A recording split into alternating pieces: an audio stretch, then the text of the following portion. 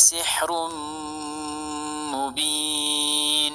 እነዚህ ሁለት አንቀጾች በጣም ተመሳሳይ ሊመስሉ ይችላሉ። ሆኖም የመጀመሪያው ኑን ላይ ሸዳ ያለ በመሆኑ የጉና ድምፅ ላይ ሁለት ሐረካ ያክል ቆየት ብለን የምናነብ ሲሆን፣ ሁለተኛው ላይ ግን ከኑን ሳኪና ቀጥሎ የጉሮሮ ፊደል መካከል አንዱ ስለመጣ ኑን ሳኪናዋን በግልጽ ያለምንም ጉና በግልጽ እናነባታለን ማለት ነው። ኢነ ሃዛ። ስለዚህ ሁለቱንም አንቀጾች ስናነብ በጥንቃቄ ለይተን ማንበብ ይኖርብናል። ወደ አራተኛው እንለፍ። ኢድጋም ማለት በቋንቋዊ ፍቹ መጨፍለቅ ወይም ማዋሃድ ማለት ሲሆን ሁለት ፊደላት በተከታታይ በሚመጡበት ጊዜ ልክ እንደ አንድ ፊደል ጨፍልቀን ወይም አዋህደን ማንበብ ማለት ነው። በነገራችን ላይ በዚህ ነጥብ ዙሪያ ከዚህ በፊት የሰራሁት ሰፋ ያለ ቪዲዮ አለ፣ እሱ እንድትመለከቱ ትጋብዛለሁ።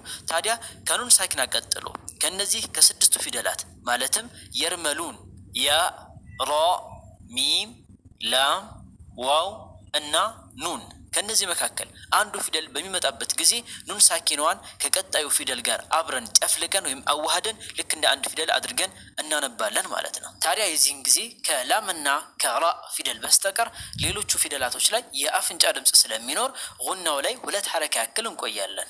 ለምሳሌ ሐብሉም ሚን መሰድ አው ሚን ወራኢ ጁዱር ዓላ ሁደን ሚን ረቢሂም በተንዊን ወጁሁ የውመኢዝን ናዒመህ።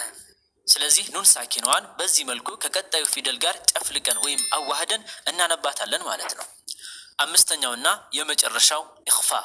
ኢኽፋ ማለት በቀጥታ ትርጓሜው መደበቅ ወይም መሸሸግ ማለት ሲሆን ልክ እንደ ኢዝሃር በግልጽ ማንበብ ማለት አይደለም። ልክ እንደ ኢድጋም ደግሞ መጨፍለቅና ድምጿን ማጥፋትም አይደለም። ይልቁንስ የኑን ድምፅ በምናነብበት ጊዜ መላሳችንን ረገጥ ሳናድርግ በአፍንጫችን ብቻ በማንበብ የኑን ድምፅን በስሱ ወይም ደግሞ ድምፁን ቀነስ አድርገን በማንበብ ወደ ቀጣዩ ፊደል ማለፍ ማለት ነው።